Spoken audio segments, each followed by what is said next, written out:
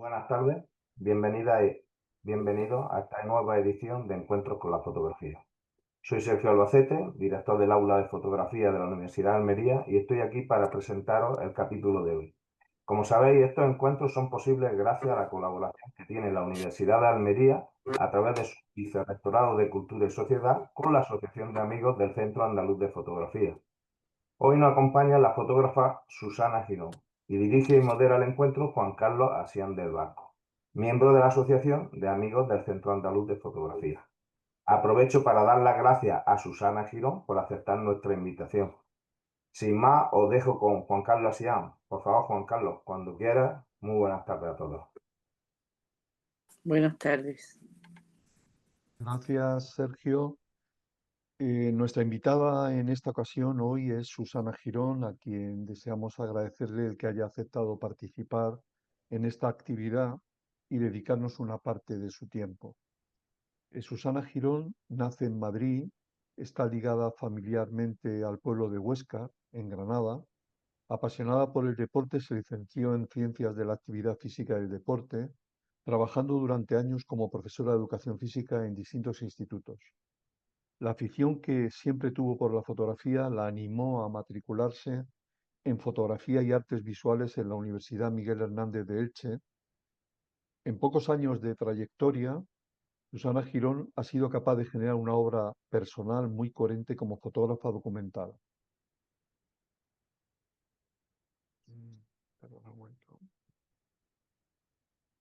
Y lo ha hecho desarrollando series fotográficas ligadas a lo cotidiano y a las raíces culturales que generalmente se centran en personas con nombres y apellidos, personajes que representan mundos donde existe una cierta fragilidad que ella siente que debe ser visibilizada.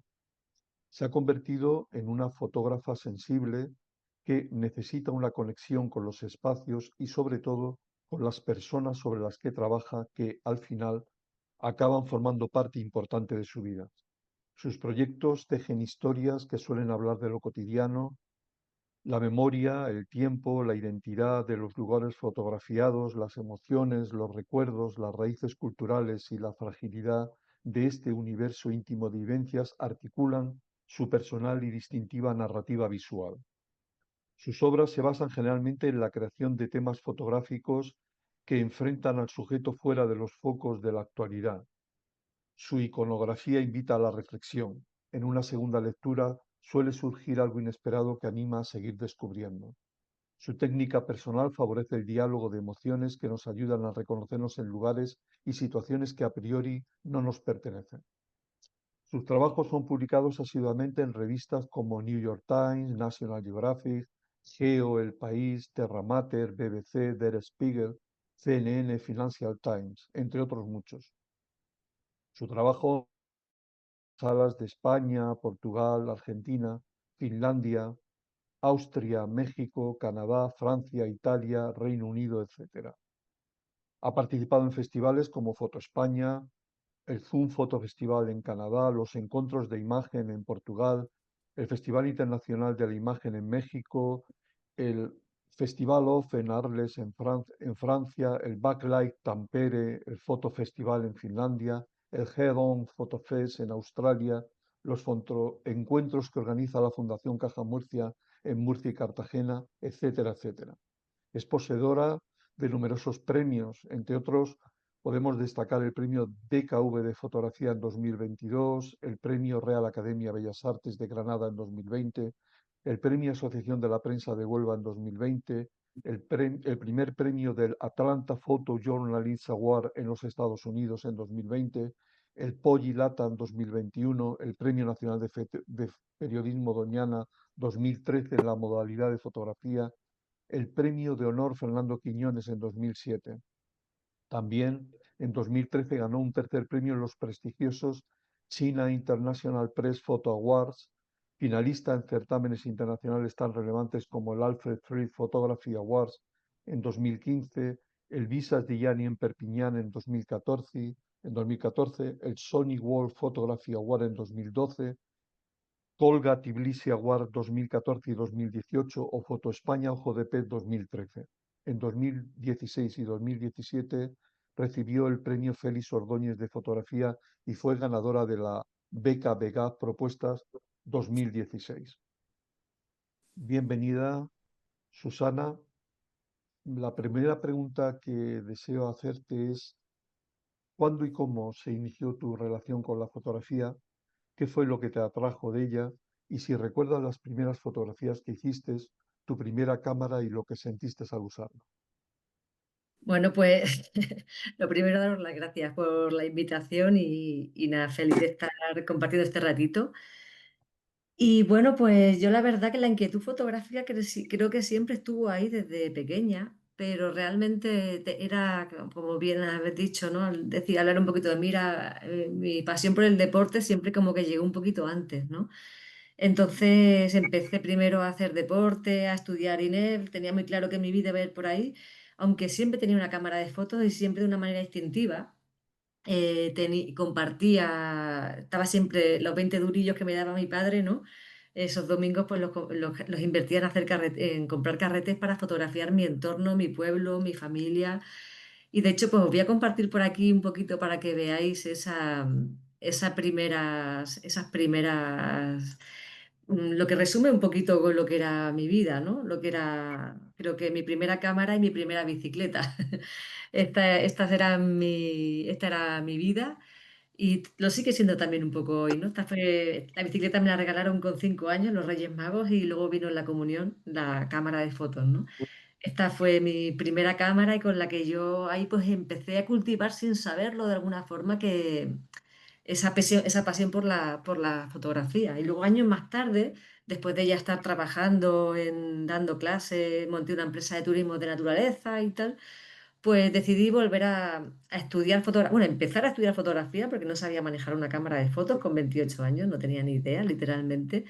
Y me apunté a unas clases simplemente por curiosidad, de querer, de hobby, ¿no? De dar rienda, dar voz a un hobby que tenía, que siempre había sido la fotografía. Y ahí empezó un poco ese flechazo que ha durado hasta, que sigue, que dura, ¿no? Hasta hoy. Lo que fotografiaba con mi cámara al principio, pues simplemente era, y sigue siendo de alguna forma también, lo más cercano que tenía a mi alrededor. Ahí estáis viendo a mis padres, mi tío, mis primos, las nochebuenas, las nocheviejas en mi pueblo. Para mí la cámara tengo muy mala memoria, así que es una herramienta perfecta para recordar y retener aquellos momentos que además que yo entonces vivía en Madrid, era como lo guay, ¿no? Me daba la posibilidad de retener esos momentos y esa familia que siempre estaba perdiendo constantemente porque mis padres tenían que trabajar en Madrid, ¿no? Y siempre estaba esa inquietud pues, por fotografiarlo. No había ninguna pretensión ni artística ni de contar historias. Simplemente era como guardar recuerdos y tenerlo cerca de mí cuando estaba lejos, ¿no? Hasta que ya luego, bueno, seguí por ahí viajando y ya en mi carrera más profesional relacionada con el deporte, como siempre estaba viajando con mi amiga Eva y por ahí con la bicicleta y con mis cosas, pues utilizaba la cámara también para retener un poquito esos viajes por Mongolia con mi bici, escalando por ahí por Madagascar o por donde fuera, que ha sido siempre como mi otra pasión que siempre ha estado por ahí, ¿no? El viajar, el deporte y la cámara hasta que ya la cámara de fotos pues tomó un poco el protagonismo absoluto y dejé esa parte ya para cuando tengo un poquito de tiempo pues disfrutarlo y ya está. Y antes de dedicarte a la fotografía, trabajaste como profesora de educación física y guía de deportes de aventura. Sí. ¿Qué, qué experiencia de esas actividades profesionales has podido extrapolar a tu trabajo como fotógrafa? Bueno, creo que me ha regalado bastantes herramientas, ¿no? Aparte, bueno, si nos vamos a lo estrictamente físico, que para mí es lo menos importante, pero siempre puedo presumir, gracias a Dios, ¿no? De tener una buena forma física y eso parece una tontería, pero muchas veces a los temas que nos enfrentamos desde el fotoperiodismo, desde el fotodocumental, el tener una seguridad física, como en mi caso, de conocer mi cuerpo, los límites de mi cuerpo, el no verme limitada, decir, quiero hacer esto, tengo que subirme a ese árbol, a ese acantilado para hacer esas fotos, me da una serie de herramientas de seguridad y de físico para aguantar la romería del Rocío 5 días durmiendo 2 horas al día y andando 40 kilómetros. Para mí eso no es ningún problema, al revés, me gusta, ¿no? Entonces, aparte de eso, me regala cosas. Hace poquito fotografiaba para National Geographic, por ejemplo, pues el tema de, bueno, lo que es la reintroducción del quebrantahuesos en la Sierra de Cazorla, de Castril. Y claro, para llegar a los hacking, a los nidos donde había que llegar, pues había que bajarte una pared de 30 metros haciendo un rappel. Esto para mí no solamente es que no sea un problema, es que lo disfruto a tope, porque lo he hecho toda mi vida, ¿no? El todo. Entonces, eso, bueno, es una herramienta más, pero aparte de eso, yo en el mundo del deporte, de la educación física, también cultivé mucho lo que es la actitud o las cualidades docentes, las cualidades de comunicar, de empatizar con los alumnos en clase, ¿no? Y eso es una herramienta que me ha regalado increíble para mi trabajo como fotodocumentalista, porque al final nosotros con una cámara puede parecer que estamos todo el día fotografiando, pero cuando estamos abordando un trabajo pasamos mucho más tiempo hablando con la gente que fotografiando. Estamos, ¿cómo diría?, estableciendo vínculos con las personas, con sus historias, y para eso hace falta una capacidad de escuchar, de empatizar, de sentir, de ponerte en la piel de otra persona, ¿no? Y eso, pues, yo creo que me lo ha regalado de donde vengo, ¿no? Mi primera formación, sin duda. Hagamos un recorrido obligatoriamente selectivo por falta de tiempo por Mm. tu trayectoria fotográfica. Legados, ¿qué puedes contarnos de este trabajo y qué te impulsó a realizarlo? Bueno, pues Legados realmente era un trabajo, siendo completamente sincera, era un trabajo de fin de curso. Cuando yo vuelvo a esa universidad a estudiar fotografía y artes visuales y decido, voy a ver si puedo pues, compartir por aquí algunas de las fotografías. Había que hacer un proyecto de fin de curso, de fin de carrera, digamos, de esos 2 años que yo paso en Elche, pues estudiando fotografía y artes visuales, ¿no? Entonces había que elegir un tema y yo decidí algo que luego me ha acompañado a lo largo de todos mis años de trayectoria, que ya llevo, que ya son unos cuantos, ¿no? Aunque llevo poco, pero ya se van acumulando. Y decidí hacer como un poco muestra de esta imagen, ¿no? Una mirada hacia mi interior, hacia las calles de mi pueblo, hacia mi familia y las mujeres de mi familia, y pensar un poco en el legado que me dan, en el que me han dado, y también un forma plantearme qué transmitimos nosotros a las generaciones que vienen después, qué ha quedado de mí. Todo esto empezó en una pregunta que yo me hago sobre mi abuela, a la que yo no tuve la suerte de conocer, porque ella muere cuando yo tengo apenas un año de vida. Y entonces pienso en qué ha podido llegar a ella, qué ha podido llegar de ella a mí a través del papel que ha representado mi madre y mis tías, ¿no? O mis tíos, en este caso, mi familia más cercana. Y al final esto es un revisitar mi entorno, mi tío Kiko y mi tía Marilú, o sea, es mi prima Nuria, es mi entorno más cercano, e intentar revisitarlo con una forma de poner en valor esta generación de mujeres, porque a las que tanto debemos, y a la vez, pues,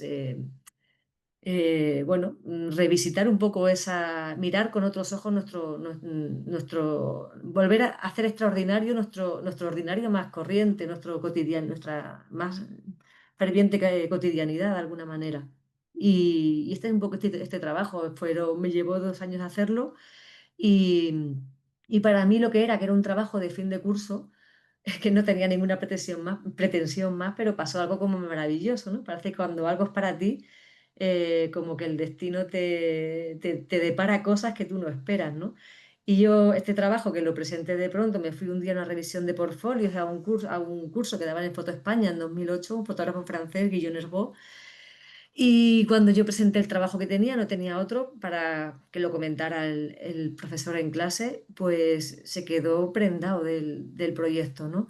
Y entonces me invitó a que esto tienes que moverlo, esto es bueno, y me regaló como el creer, ¿no? Me regaló joder, yo pensaba que era un trabajo de clase simplemente, no tenía ninguna pretensión más, pero me hizo creer en mí. Y cuando yo creo en algo, a mí la pasión me desborda por completo, ¿no?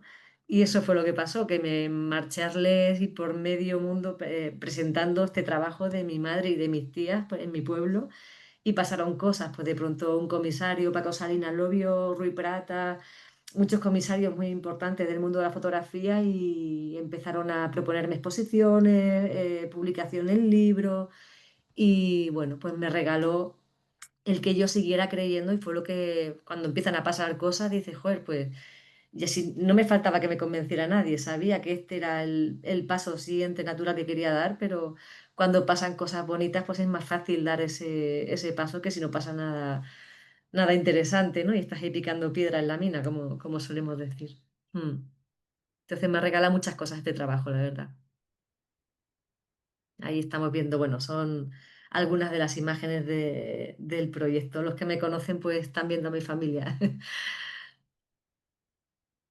No sé si queréis preguntar algo más. Si alguien tiene alguna pregunta en directo, creo que se puede preguntar y yo encantada que también no hable yo todo el rato y es interesante que también las personas puedan preguntar, ya que tenemos este encuentro en directo, es guay, ¿no? ¿vale? Se ven las imágenes, ¿verdad? Bueno, esta es un poco la imagen que cierra el proyecto, es una selección muy cortita en la que se da ese único encuentro posible que yo tengo hoy día con mi abuela, ¿no? Que es en donde ella descansa, allí, aquí en el cementerio de Huéscar, pues esta es un poco la foto que cierra el proyecto, el círculo y fue pues ese primer proyecto que te abre, el que también fotografía de una forma muy intuitiva, por instinto pero cuando ahora que pasa el tiempo, que yo creo que ya tienes formada una visión fotográfica y un discurso mucho más certero y mucho más buscado, más pensado, no tan intuitivo, me doy cuenta de que muchas de las cosas que yo hacía aquí por instinto, por corazón, sin saber que las hacía muy bien, forman parte de mi forma de mirar hoy en día. O sea que de alguna forma creo que hay que hacer caso al instinto y no aparcarlo, hay que hacerle caso, hay que darle su espacio. Mm.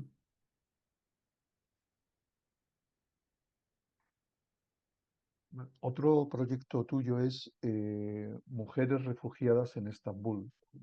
¿Cómo Ujú. surge, cómo surge un proyecto así y cómo lo pudiste llevar a cabo? Bueno, pues ese proyecto surge desde el compromiso con algo, ¿no? O sea, siempre es cierto que yo siempre me gusta fotografiar desde lo cercano, desde en historias que, a las que puedo volver constantemente, pero también hay una vena dentro de mí que está comprometida con los problemas que pasan, que hay en el mundo, ¿no? Y a la que una también de alguna forma quiere aportar su granito de arena con la herramienta que supone la fotografía, ¿no? Entonces hablé con Médicos Sin Fronteras y entonces cuando empezaba la guerra en Siria y me interesó ver un poco cómo llegaban a Estambul, que era la frontera real entre ese oriente en guerra o ese Oriente con dificultades y lo que es Europa. Se quedaban en Estambul ahí atrapadas en esa frontera real.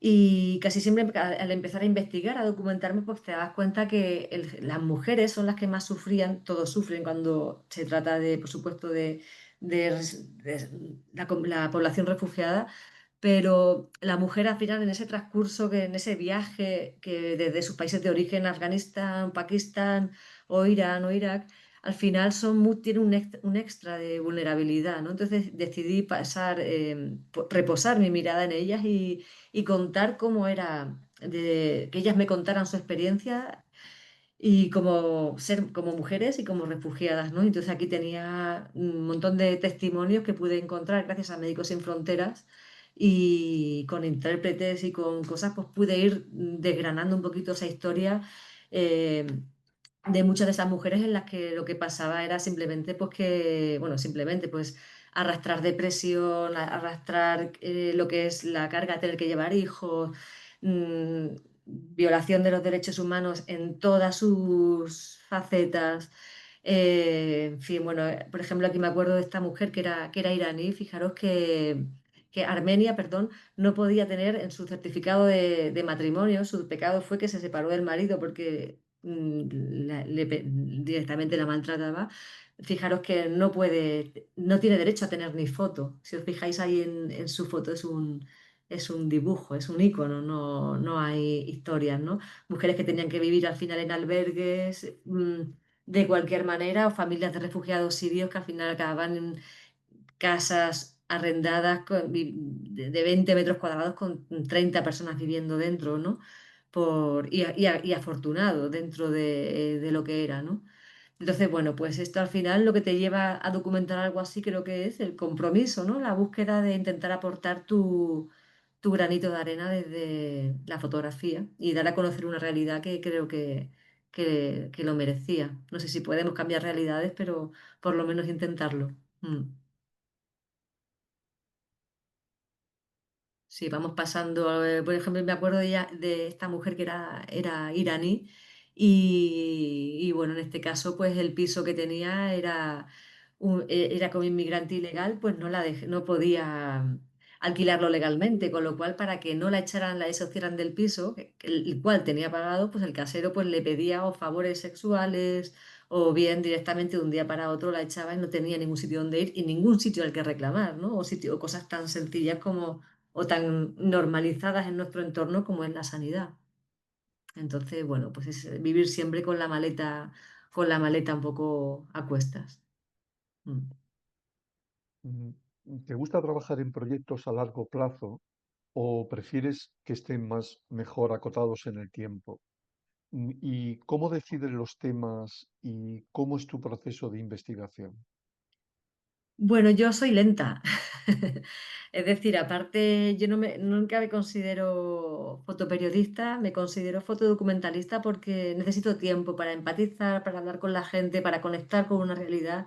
Y eso implica tiempo, volver repetidas veces a los mismos lugares. No soy amiga de las prisas y me cuesta ver las cosas y aparte no. Me siento a veces como cuando estás trabajando con el dolor ajeno, también hace falta también un tiempo para ti, para calibrar hasta dónde puedes llegar, cómo puedes contar eso, y eso necesitas tiempo. Entonces, todos mis proyectos normalmente siempre son de largo recorrido, los que son personales. Luego, por supuesto, tienes encargos que los resuelves en un día, una semana o en un mes, pero yo me siento más cómoda en trabajos de fondo a los que puedo volver, puedo replantearme cosas y que incluso dejarme la ventana abierta de que empiecen siendo una cosa y acaben siendo otra, ¿no? Al final, un proyecto es como la vida, sabemos cómo empieza, pero lo bonito también es dejar que la vida te sorprenda, ¿no? No acotar demasiado. Te documentas mucho, evidentemente, la documentación hoy en día y esa documentación es parte del trabajo, es lo que decía antes, no todo es coger la cámara y salir a la calle. O sea, tú empiezas a fotografiar cuando empiezas a leer, a sentir, a hablar con esas personas, con esos paisajes, con eso lo que te toque, intentar impregnarte, provocarte esa especie de estado emocional. Si estoy trabajando sobre el flamenco, es la música, es el entorno, es la alegría, intentar llevarme internamente a mí misma al estado emocional que creo que contiene ese tema, ¿no? Y eso al final me hace conectar de una manera y llevarlo a lo que más me interesa, que es el lado emocional. Al final, a mí lo que más busco en fotografía, en mis trabajos, es que cualquiera pueda reconocerse en esos trabajos, aunque no, aunque son sitios que no somos nosotros no somos refugiados, ¿no? Pero de alguna forma, cuando la emoción sí es universal, ¿no? La emoción, esa sí que nos podemos reconocer en ella todos constantemente, con lo cual eso es lo que yo voy a buscar, la carga emocional de los trabajos. Para mí es lo principal, por eso en ese proceso creativo que tú me preguntas, para mí lo primero es traducir o saber identificar cuáles son las emociones que hay en ese colectivo o en esa historia, para luego buscarlas en esas personas, en esos paisajes, en esos entornos, pero sobre todo en clave emocional. Mm. ¿Y cómo estableces la confianza con las personas o con las comunidades que retratas, especialmente en contextos delicados y vulnerables? Bueno, pues con tiempo, sin prisa, con honestidad, con la verdad por delante, contando lo que vas a hacer y desde el compromiso, un poco lo mismo de antes, ¿no? Cuando tú eliges un tema en el que más piensas que vas a invertir mucho de tu tiempo, Y lo que te mueve es que tú quieres, tienes una militancia con esa historia, con esa verdad que tú quieres reivindicar de alguna forma, volver a darle importancia, ¿no? Y eso hace falta tiempo y compromiso, creer que tú quieres ser parte de esa historia porque te interesa, no es porque voy a ganar X o me van a dar este premio, a mí eso no me interesa en absoluto, me interesa cómo puedo aportar yo y la herramienta que manejo en la fotografía, pues vamos a utilizarla, ¿no?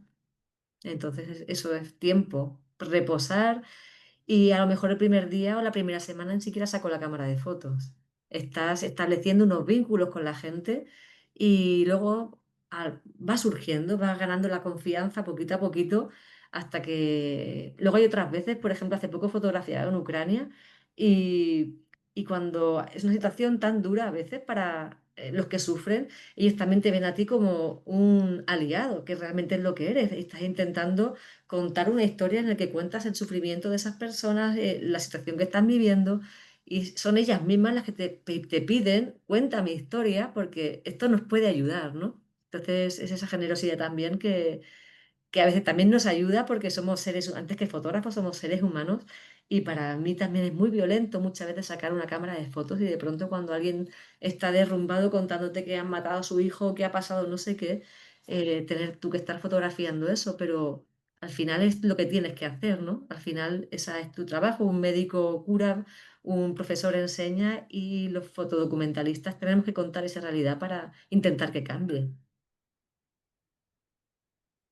En la Catedral de Don Quijote, el Ujú. 12 de octubre de 1961, Justo Gallego comienza a construir una catedral en uno de los terrenos que recibió en herencia de sus padres. ¿Qué nos puedes contar de esta historia? Bueno, pues para mí es una historia a la que le tengo un montón de cariño, la verdad, porque la descubrí por casualidad, un día con mi padre dando una vuelta un domingo cualquiera en Madrid, por ahí que no sabes qué hacer, me hablaron de este lugar, de Justo Gallego y fui allí y me quedé completamente, bueno, como atónita, ¿no? De ver que un hombre solo con sus manos y su fe, es fe, la vamos a entender como el sentido más amplio de la palabra, fue capaz de construir algo, ha sido capaz de construir algo completamente ilógico y racional, ¿no? Y a mí eso me entusiasma porque pienso que necesitamos como sociedad mucho de esto, creer en imposibles, ¿no? Creer en cosas que desafían un poco la lógica, los límites de lo razonable y encontré esta historia en la que empecé a volver como sin saber que estaba haciendo un proyecto y ahí está, ¿no?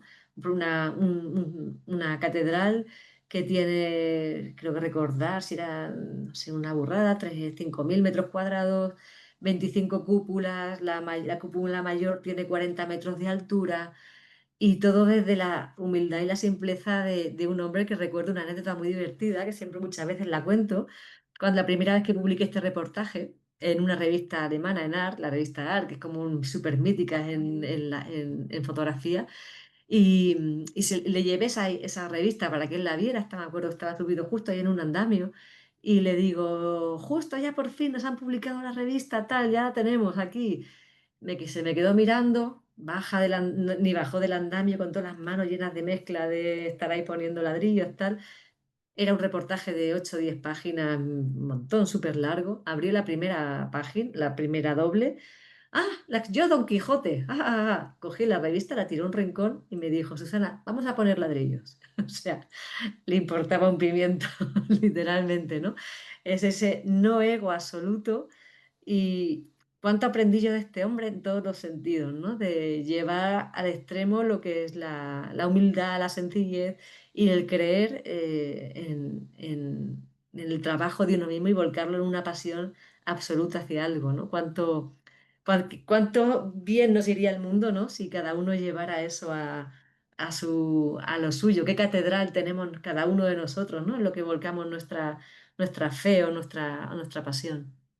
Entonces, bueno, este es un poquito ese recorrido que fue de años, porque justo también estuve fotografiando durante por lo menos 5 o 6 años y luego hasta que murió repetidamente iba volviendo y le iba saludando a veces hacía fotos, a veces hacía no, pero es esa amistad, ese vínculo que ya surge con esas personas que ya son casi parte de tu familia, ¿no? De tu día a día. Mm. Otro proyecto que realizas es El último rey de América. Julio Ujú. Pinedo es Mm. coronado por sorpresa como rey afroboliviano en 1992, tras descubrirse que era el descendiente directo de un antiguo rey senegalés, Uchicho, llevado a América en 1820 entre los miles de esclavos comprados en África por los españoles durante la era colonial. ¿Qué nos puedes contar de este proyecto? Bueno, pues la historia es que es apasionante, ¿no? Tú la, la has resumido. Y cuando yo descubro esa historia, por casualidad, yo me acuerdo que me iba a Argentina a exponer allí en la Bienal de Fotografía Documental de Tucumán, que me habían invitado. Y yo digo, bueno, pues tengo que irme a algún sitio a hacer ya que voy, cruzo el charco, pues vamos a aprovechar para hacer algún reportaje, ¿no? Y leyendo, que quería que fuera en Bolivia porque, bueno, me atraía más que Argentina y leyendo en Wikipedia sobre historia boliviana me enteré de esta historia que me pareció fascinante. Buscando, no encontré ni una sola referencia fotográfica del rey, solamente la historia. Y bueno, cuando ya pude localizar que había una casa real, que además tenía un correo electrónico de contacto, les escribí un correo proponiéndoles el poder hacer un reportaje de esta historia y para mi sorpresa me respondieron en un día. Y como nunca habían salido en ningún sitio, nunca nadie había reparado en esta historia a nivel grande, solamente había salido algo en prensa muy local boliviana, pues claro, les entusiasmó que alguien pudiera venir a contar la historia del rey, ¿no?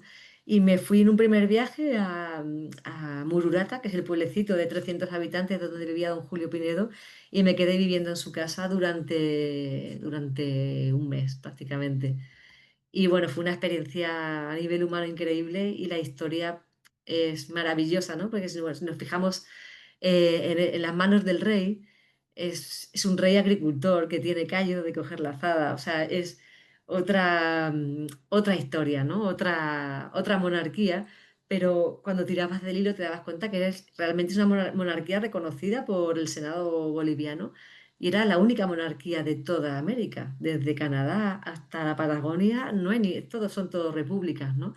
Y fue fascinante pasar este tiempo. Luego volví a los 2 años, gracias a un encargo de la revista Terra Mater, que les propuse la historia y para mi sorpresa no es que querían publicar lo que yo ya había hecho, sino que me comisionaron otra vuelta a Bolivia en el que volví a encontrar a don Julio en su humilde casa y bebiendo soda real, como veis por aquí en la imagen, los detalles son importantes. Y bueno, pues esa es un poco una historia que me regaló muchísimas alegrías porque esto lo publicamos en New York Times, en Der Spiegel. Bueno, yo creo que junto con el trabajo de Ucrania ahora, el más reciente, ha sido los trabajos que más he conseguido, digamos, darle una difusión importante tanto en prensa como incluso en exposiciones, ¿no? Este trabajo, por ejemplo, ha estado ahora hasta hace muy poquito en Cádiz, en el Mercado Central de Cádiz, expuesto en los exteriores del Mercado Central, en la calle, ¿no? Que fue una exposición maravillosa con motivo del Festival Iberoamericano de Teatro de Cádiz, que liga muy bien esa historia colonial entre España y Latinoamérica, ¿no? Entonces, bueno, es una historia que me. Y don Julio, pues para mí es una persona súper querida, la verdad, el rey. Y bueno, pues yo siempre intenté, no sé si lo conseguí, pero retratarle dentro de su humildad, porque es una historia que puede tender un poco a parecer, tiene un punto, puede aparecer un momento como cómico, ¿no? Y no caer en esa frivolidad, sino todo lo contrario, y es empoderar a ese rey y reivindicar un poquito su papel desde la humildad y ponerlo en valor, ¿no? Creo que está por aquí. Dejo de compartir y nos vemos otra vez las caras. Personas que nunca vi. Este Sí, trabajo es un cambio radical en tu manera habitual de abordar los trabajos. ¿Podrías explicarnos cómo llegas a él y lo desarrollas y qué supone para ti? Bueno, pues es un trabajo, lo que tú bien dices, completamente diferente. Normalmente yo, pues mi modus operandi, por decirlo así, es conoces algo, te acercas, empatizas, trabajas lento, vuelves constantemente. Pero para mí la fotografía no me gustan las etiquetas, ni me gusta tampoco encasillarme en una manera concreta y constante de estar repitiendo maneras de mirar o formas de ver, ¿no? Me gusta experimentar con la cámara, me gusta abordar los trabajos de forma muy libre. Hay fotógrafos a los que tú miras y puedes reconocer su estilo constantemente. Mira, ahora acaba de fallecer Sebastián Salgado y una foto de Salgado casi siempre la vamos a reconocer por el blanco y negro, súper pulcro, las composiciones, la belleza. Y yo no quiero, me gusta, me gusta sentirme más libre, dicho de otro modo, ¿no? Y un día, nace de la experimentación pura y dura. Voy a compartiros algunas imágenes ahora. Y esto nace, pues, ¿de qué? De que yendo en el metro en París, que hubo una época en la que iba bastante por allí, porque iba siempre a todas las revisiones de portfolio de todos los festivales que había, y muchos eran en París, que eran los más importantes. Y entonces, pues voy a ponerlo por aquí, que se ve bien, ¿verdad? Entiendo. Vale, pues en esos momentos me daba cuenta que en mi cámara, con la lente de mi cámara, la ventana del metro en la que yo me sentaba coincidía exactamente con lo que era mi cámara de fotos. O sea, el encuadre, se entiende, de la cámara, se encuadraba con el marco de la ventana, ¿no? Y empecé a jugar, empecé a pensar, bueno, ¿y a qué velocidad tengo que disparar para que yo sea capaz de colarme en el otro tren? Cuando nosotros miramos a otro tren que se cruza con el nuestro corriendo en sentidos opuestos, lo que vemos es una estela de luz. El ojo no es capaz de mirar dentro, de colarse dentro de ese, de retener mirar a esa velocidad, pero la cámara con unos parámetros es capaz de ver ahí, ¿no? Y me interesó porque de pronto era como ver estas imágenes que no me esperaba, que eran construidas un poco en base al azar. De pronto me encontraba cosas así, ¿no? Y gente que lloraba, gente que... Y estaba fotografiando desde el azar. Yo no había visto a nadie de estas personas. Incluso a veces se daba el caso de miradas que se cruzaban sin habernos visto. Y me pareció una metáfora tan bonita sobre la vida que al cabo de los años, estas fotos que había hecho durante 2011, 2012, 2013, en mis viajes sucesivos a París, siempre en la misma línea de metro, pues decidí que podría ser un proyecto, ¿no? Entonces lo presenté a las becas propuestas, que son unas becas bastante codiciadas, porque dan 6.000 euros para ayudar a realizar un proyecto. Normalmente esos proyectos que por falta de financiación dejas arrinconado en un cajón porque no tienes medios económicos para llevarlos para adelante, ¿no?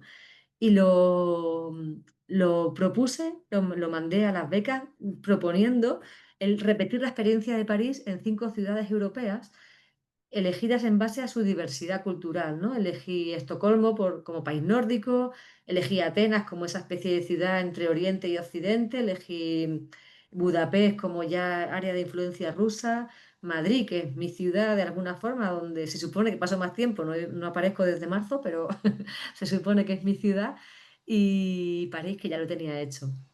Y estas fotos que estamos viendo es un poco un resumen de esas imágenes en las que es todo un encuentro con personas a las que yo nunca he visto.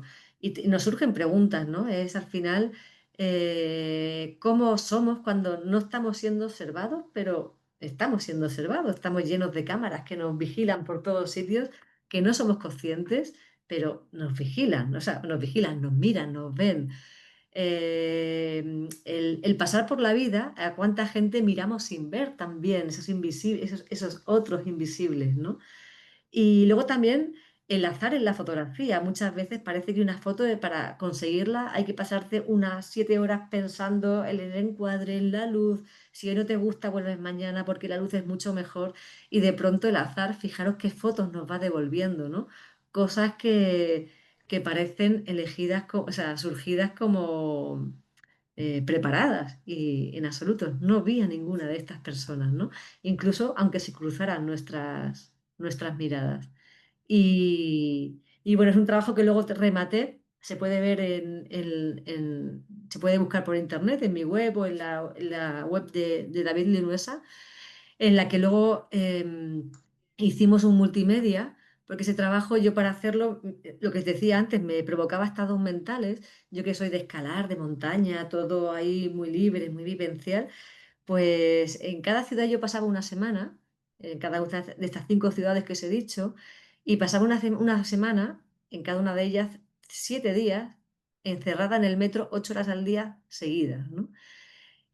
Pensando que no me mirara la policía. Bueno, era toda una paranoia increíble, que no te vieran, que las cámaras de seguridad, que la gente no se intimidara, que el reflejo te cayera bien. Era una especie de medio locura, pero a mí se me provocaba estrés, ansiedad, todo oscuro, el ruido del metro constantemente. eh, y al final ya un cuaderno en el que iba apuntando pequeñas anotaciones de emociones que me iban viniendo, ¿no? Y en ese multimedia al que os hago referencia, pues se recogen muchos de los extractos de los textos que yo fui escribiendo en esos estados casi agónicos para mí, ¿no? Porque todo era agresivo para mí y con grabaciones tanto de audio como de vídeo que fui tomando simultáneamente también a las imágenes, ¿no? Los pusimos por primera vez aquí en Granada el año pasado en el Palacio de Condes de Gavia, cuando me dedicaron la retrospectiva aquí en la sede de Cultura de Diputación de Granada. Y es un trabajo que a mí, la verdad, siempre me ha encantado y sobre todo me da las pistas para seguir explorando, ¿no? Seguir explorando en ese azar, en esas cosas qué parte de azar hay en la fotografía, que no todo es, casi todo es trabajo, pero me interesa seguir esa senda del azar a ver dónde nos lleva, ¿no? ¿Qué fotógrafos, Susana, han influido más en tu mirada y en tu forma de abordar los proyectos? Pues bueno, creo que muchos, en realidad no solamente desde la fotografía, sino desde muchas disciplinas artísticas. Leo, me gustaría leer más, pero no tengo todo el tiempo que quiero. Pero bueno, como fotógrafos, evidentemente, desde la música, la fotografía, o sea, es decir, te llegan influencias desde muchos sitios. Como fotógrafa, yo creo yo que siempre crecí con las imágenes de Cristina García Rodero en mi cabeza. Además, ese interés también por lo cotidiano, un poco por lo popular, por lo rural, yo creo que eso me viene mucho de la mirada de Cristina, ¿no? También es cierto que me gusta más quedarme con trabajos concretos de personas, más que con una trayectoria de un fotógrafo, porque como todo en la vida, no tiene por qué gustarte todo de tu referente de alguna forma. Hay trabajos que te llegan más y lógicamente otros que te llegan menos, ¿no? Pero ahí tengo fotógrafos como por ejemplo Paul Fusco, cuando estaba en Magnum, ese trabajo para mí además siempre lo recomiendo en clase, el Robert Kennedy Funeral Train. Ese proyecto me emociona, ¿no? Como uno es capaz de arriesgando y saliéndose de la zona de confort poder convertir una historia en otra cosa completamente inesperada, que cuando le cuentas que va a fotografiar el funeral de Robert Kennedy y su asesinato desde un tren, a uno le suscita curiosidad de querer ver eso, ¿no? Porque ya no estás trascendiendo las imágenes esperadas y esperables de la viuda llorando en la iglesia, el ataúd y las personalidades pasando a...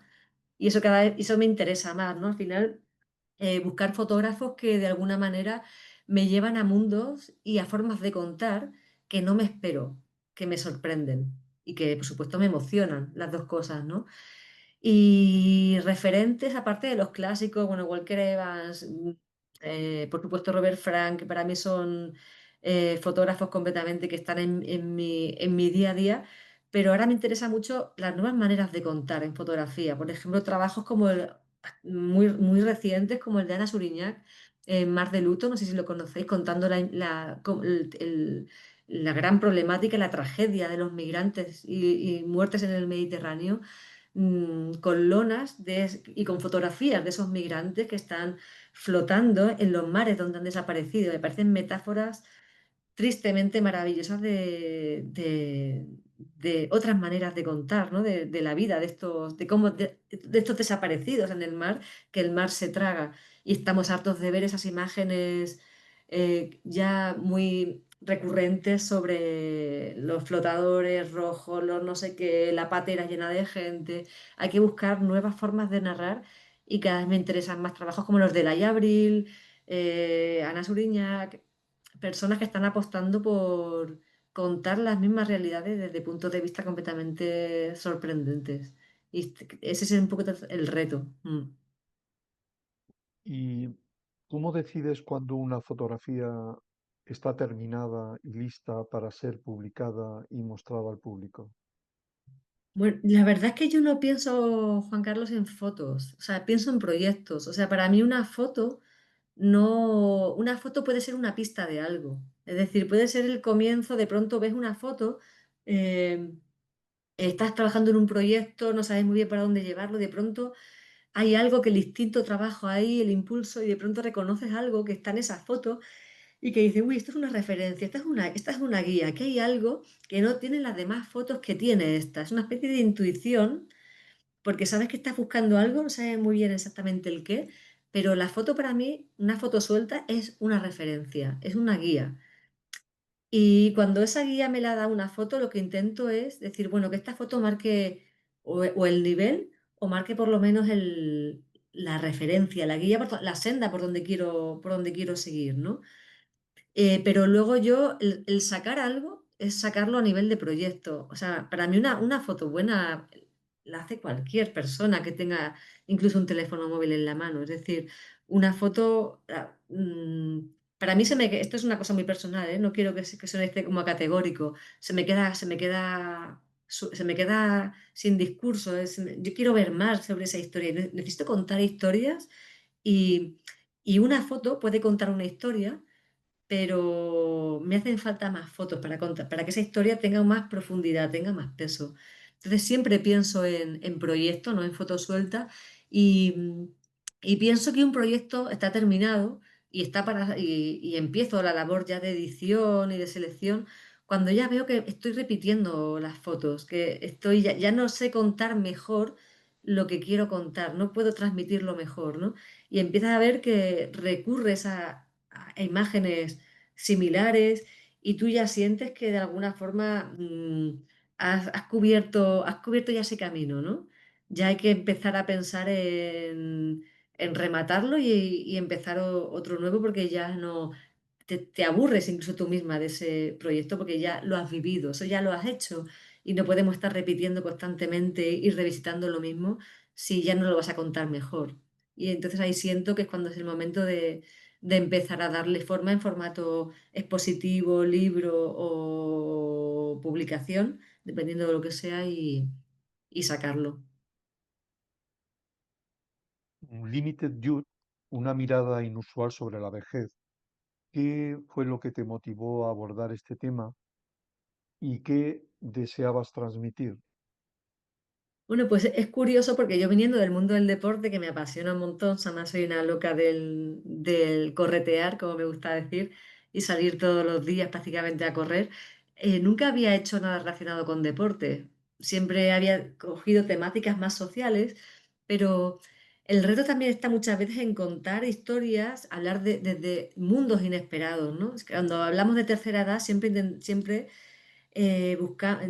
las imágenes que nos vienen, quizás a las que recurrimos son tercera edad, en situación de vulnerabilidad, en situación de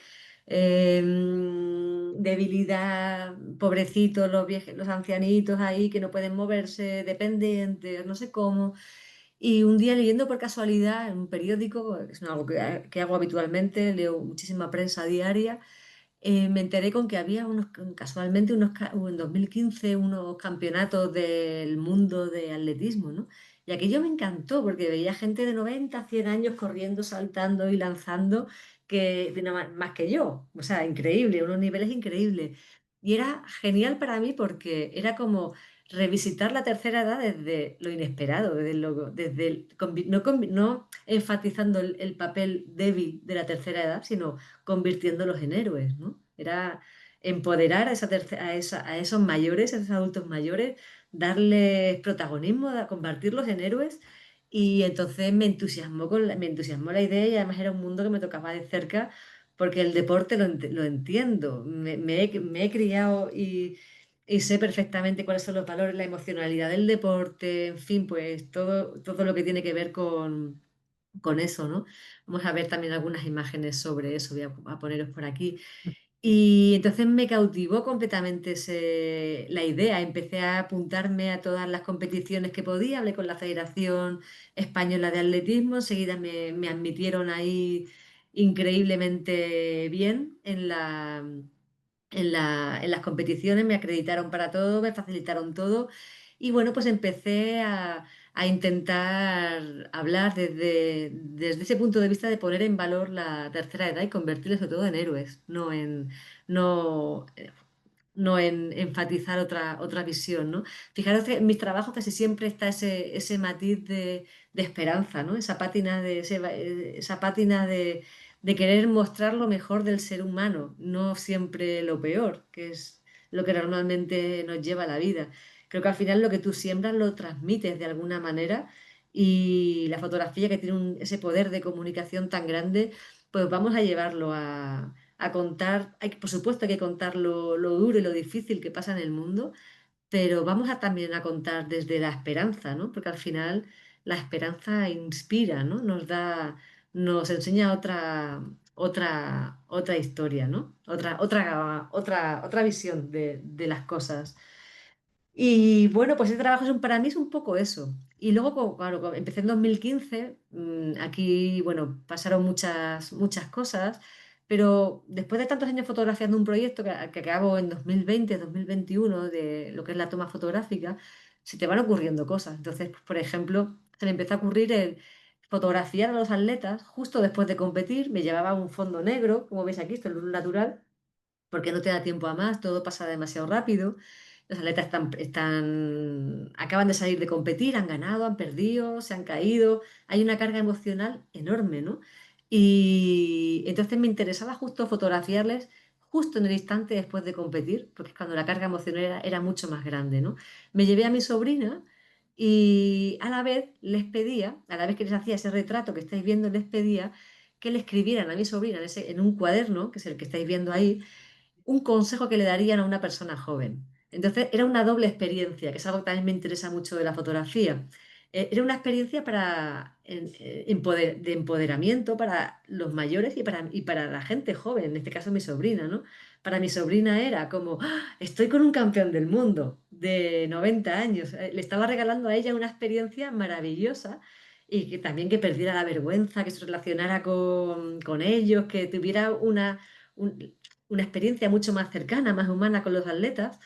Y luego, por otro lado, a un atleta de 80 90 o 100 años, que una chiquilla de 15 16 se acercara a interesarse por su vida, ellos salían como, wow, alguien considera que lo que hago es importante, tiene valor, ¿no? Entonces, era una experiencia muy bonita, creo que por los dos lados. De hecho, fíjate, mi sobrina se acaba de ir, ha crecido ya un poquito y con 20 años se acaba de ir a México y durante el mes que ha estado en México viajando, se ha ido a visitar a todos estos atletas que conoció en este Mundial de Málaga, ¿no? Me parece como qué guay, ¿no? Que se acuerden de ella, ella se acuerda de ellos y ella lo recuerda como una experiencia maravillosa de su vida. Y fotográficamente aquí, como veis, lo que intento sobre todo es huir de la imagen un poco previsible o más manida de esa foto, como yo suelo decir a veces así, la foto del marca, ¿no? Como en todos mis respetos, la foto deportiva. Me interesaba más buscar encuadres diferentes, eh, encuadres arriesgados, casi extremos, para llevar a esas imágenes a un punto mucho más emocional que a un punto más descriptivo del gesto deportivo, que no me interesaba en absoluto, me interesaba más esa pasión, cercanía, vulnerabilidad. De hecho, todos estos trabajos los pienso siempre en términos emocionales y no en términos descriptivos.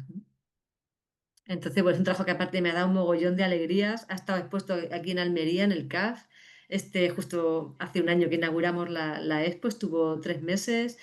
Ganó el premio de KV de fotografía, que como sabéis es uno de los premios más relevantes de la fotografía contemporánea en España. O sea que bueno, me han pasado cosas maravillosas que me ha regalado gente como esta, Ottaviani, ¿no? 101 años, 102 años, cuando le hice esta imagen, esta foto. Perdón. Nada, un trabajo que le tengo un montón de cariño, la verdad. Y todavía me lo van pidiendo por ahí para exponer, porque está producido entero para exponer, claro. Otro trabajo tuyo es Yo Bailo, en el que documentas la vida de la bailadora María Moreno. ¿Cómo fue la experiencia de trabajar tan de cerca con ella y qué descubriste durante ese proceso? Bueno, trabajar con María Moreno es un regalo que me ha hecho la vida y fíjate cómo así lo considero y pienso que la vida te hace regalos, ¿no? Yo hace muchísimos años antes de yo encontrarme con María, yo jamás había hecho nada fotográficamente relacionado con flamenco, además no sabía nada del flamenco, a mí ponías una bulería y una sevillana y sonaba igual, o sea, no tenía ni idea. Me gustaba de vez en cuando escuchar algo, pero no tenía ninguna cultura flamenca, ¿no?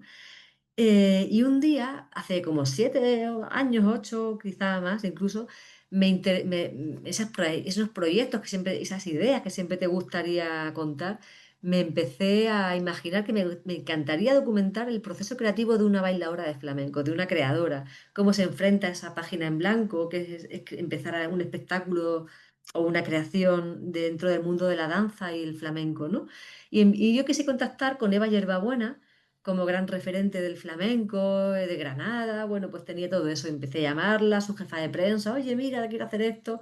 Y, y si estoy en Japón, estoy en Nueva York, imposible, ¿no? Y aquella idea que me entusiasmaba se me olvidó, literalmente se me olvidó. Y a los 5 o 6 años de aquello, de pronto sonó un día el teléfono y era la manager que entonces tenía María y me dice, mira, soy Sara, soy manager de una bailadora de flamenco bastante conocida, María Moreno, y me gustaría que nos viéramos para proponerte algo. Y digo, ¿y esto qué será, no? Quedé con ellos en Sevilla, con María y con su manager, y de pronto pues me proponen el que yo documente todo el proceso creativo de María de cara a su estreno en la Bienal de Flamenco de Sevilla, que es como el mundial del flamenco, ¿no? Y entonces en aquel momento conecté totalmente con ese pensamiento, esa idea que yo había tenido en origen hace tiempo, ¿no? Dije, wow, yo tengo que estar aquí, yo esto lo quise hacer un día y se me había olvidado, ¿no?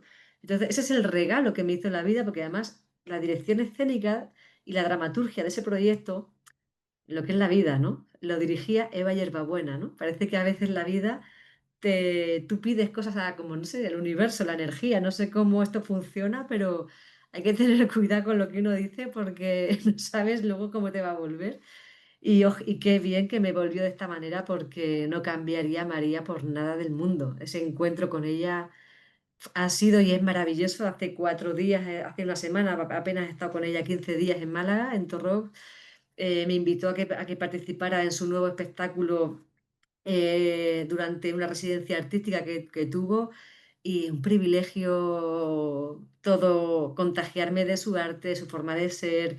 Hemos creado una amistad maravillosa y de ahí surgió también ese libro que nos siguen pidiendo, está prácticamente agotada la edición, Yo Bailo, y es un regalo porque es contar desde dentro y desde la generosidad que María me permitió contar lo que normalmente nunca se cuenta, ¿no? Cuando uno habla de un gran artista reconocido mundialmente, internacionalmente, siempre recurrimos o estamos acostumbrados a ver esas imágenes icónicas en un escenario maravilloso con un vestuario enorme, pero todo lo que está detrás, las inseguridades, la incertidumbre de crear un espectáculo nuevo, todas las fatigas, como dicen los flamencos, ¿no? Que se pasan. Eso no se cuenta en ningún lado y nadie lo quiere contar además porque parece que eso te hace vulnerable, ¿no? Y María fue tremendamente generosa porque entendió que contar las miserias o esas vulnerabilidades era empoderarse realmente y quiso ella entrar al juego y además aportando unos textos que son absolutamente maravillosos. Esa que creo que es el gran aporte, ¿no? de este proyecto, el cómo María no sé si algunos, voy a poneros aquí alguna imagen y algún texto de María para que los que no conozcáis el proyecto os podáis contagiar un poquito de él, ¿no? Estas son algunas de las imágenes del proyecto que huyen completamente de la fotografía, del estereotipo de la fotografía del flamenco. Yo tenía mis dudas al principio porque, claro, yo no sé hacer foto de flamenco, o no sabía entonces, y eso para María no solamente no era un problema, sino que era una virtud, porque quería que mi visión se conservara tal cual, estaba como virgen, ¿no? En el sentido de la fotografía del flamenco y no recurría a los trucos que tienen normalmente los fotógrafos relacionados con flamenco, ¿no? Y después de esto, un día, además, estando aquí en Granada, además, cuando le hice esta foto, las dos sabíamos que queríamos construir un proyecto juntas. O sea, las dos sabíamos que queríamos que fuera una coautoría, pero no sabíamos cómo materializar eso de una manera, ¿no? Pero cuando uno tiene algo que está buscando, cuando aparecen cosas, de pronto eres capaz de reconocerlas, aunque no las sepas poner nombre, ¿no? Y esto fue lo que pasó. Me acuerdo que estábamos aquí en Granada y al salir de bailar del escenario, de pronto yo le tomé esta foto, ¿no? Que no sabemos muy bien qué está pasando, está ahí, qué ha pasado. Lo mismo ha podido tener un hijo, que un accidente, que se ha cabreado con el productor o con el manager, porque hay ahí, no sabemos lo que está pasando. Y lo que estaba pasando es que María acaba de salir del escenario y se reconoció en el espejo del camerino. Y al mirarse, lo que soltó María, con su gracia gaditana, es, pero tú me has visto, si parezco Chucky, el muñeco diabólico. Y a mí aquello me hizo una gracia que me moría, porque esta era la verdad. O sea, ¿por qué había que poner un texto súper dramático o fabular con otra cosa cuando la realidad es que ella salía del escenario con el teatro puesto del revés de aplausos, pensándose que era la más guapa del mundo entero, y cuando llega a su espejo y se ve, se da cuenta que estaba hecha un desastre, ¿no? Y ese encuentro entre la realidad que uno tiene en la cabeza con la realidad real, de verdad, pues nos pareció que esa era la clave, ¿no? Que María aportara en los textos, esa verdad que solamente ella sabe cuál es, ¿no? Entonces, este es un poquito el juego. No sé si lo podéis leer ahí, pero si no, bueno, pues sí, yo creo que se lee, ¿no? Y ella se abre en canal en el libro. De hecho, ella me ha reconocido mil veces que este trabajo es lo más íntimo que ha hecho nunca, ¿no? El abrirse en canal y contar desde lo emocional y desde la vulnerabilidad qué es lo que hay qué es lo que pasa por su cabeza cuando está a punto de abrirse un telón o cuando las cosas no van bien, qué pasa por tu cabeza, porque no todo es glamour y no todo es sonrisas y fiestas, ¿no? Sino más bien las sombras son mucho más frecuentes y densas que las luces, desafortunadamente, en estos mundos, ¿no? Entonces, bueno, pues aquí me acuerdo este texto, por ejemplo, que estamos viendo: cuando piso el escenario, solo quiero disfrutar. Que mi baile lo maneje el sentimiento y no el pensamiento. Bailando noto que pierdo los papeles. Es el único momento de mi vida en el que no hay filtros. Por eso creo que no soy capaz de verme bailar. Lo vivo como un acto tan íntimo que si me veo desde fuera me provoca vergüenza. Me siento extraña mostrando esas emociones secretas que solo yo conozco. Y hay 25 textos en el libro y de verdad cada cual de ellos es más emocional, más sincero, y sobre todo no hay ninguna pretensión de escribir. O sea, no quiero María no quiere aparentar en estos textos, soy escritora. Todo lo contrario, escribe desde la humildad y desde comparto algo que está en mi cabeza y ya está. Y creo que esa es la magia de este libro. Y nos han sacado en televisión española, nos han dedicado programas de televisión, mucha gente de flamenco lo considera como uno de los libros referentes, y creo que el aporte realmente ha sido este, ¿no? Que siempre se había contado el flamenco cuando se habla con fotografía desde el dramatismo del flamenco y no desde esa vulnerabilidad del flamenco, ¿no? De desnudar ese proceso creativo, y para mí es un regalo de trabajo y de encuentro con María que ha sido maravilloso. En 90 varas desarrollas la historia de una familia de pastores nómadas del altiplano granadino y la transhumancia con su rebaño de más de 600 ovejas. ¿Qué te llevó a realizar un trabajo de estas características y cómo impactó en ti personalmente?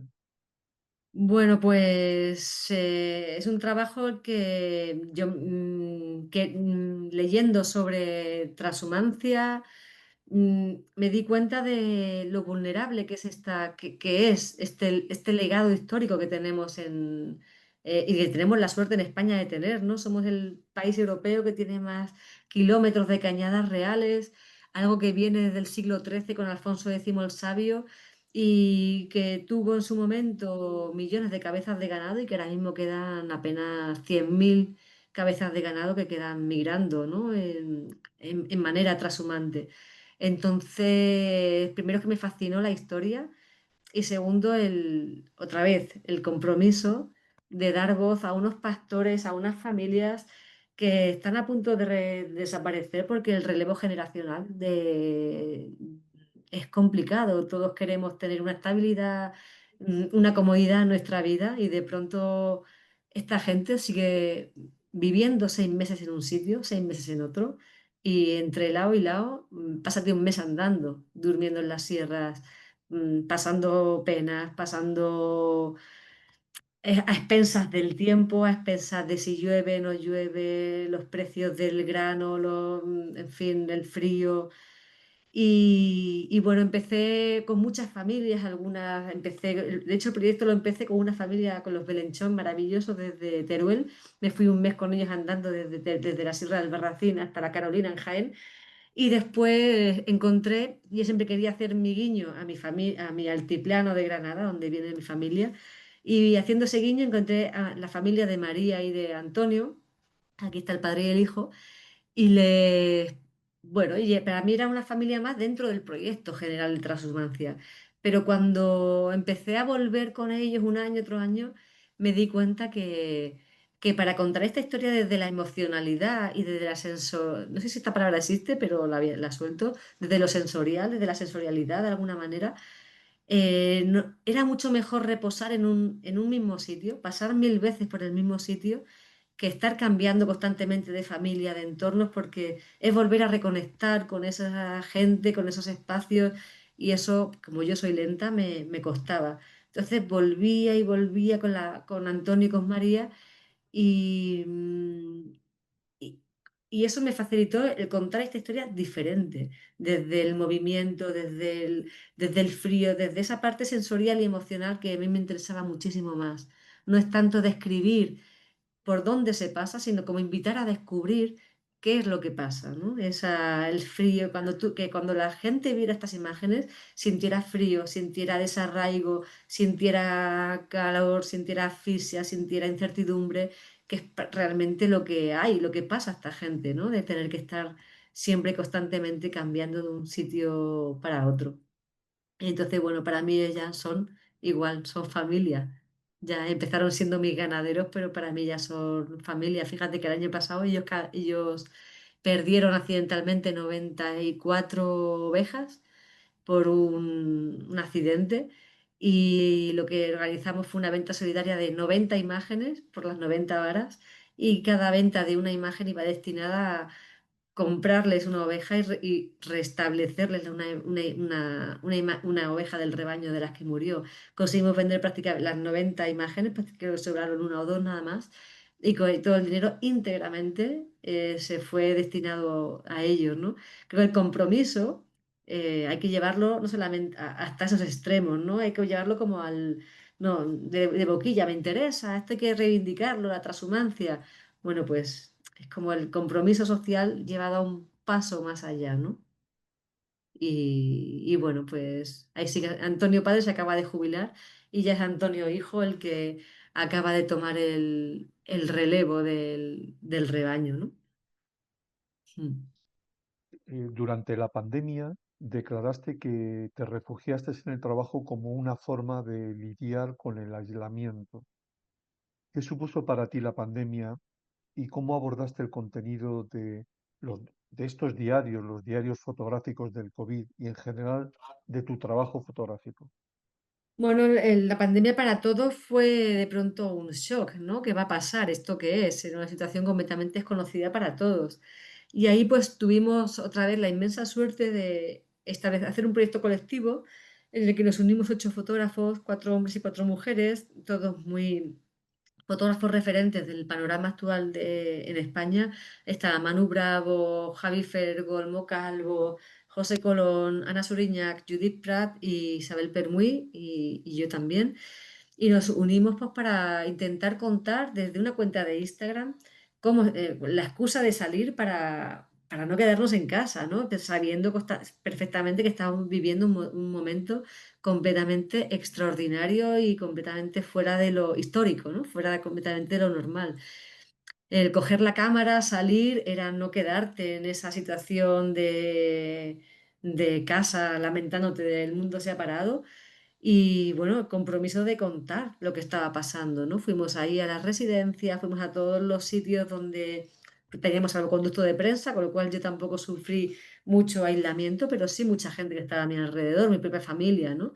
Ahí había que lidiar con el estrés de saber que tú estás fuera, no sabes cómo es ese virus y de pronto tú te vuelves a casa, tienes tus padres mayores, tienes que cuidarlos, además eres cuidadora de esos padres, o vas incluso te metes en residencias, en sitios, y si yo contagio a alguien, o sea, gestionar esa especie de responsabilidad sobre tus hombros, fue complicado, ¿no? de hacer, pero al final es un poco lo que te decía al principio, partes de la idea de que tienes que esto es a lo que hemos decidido dedicarnos, con lo cual esto es lo que tenemos que contar.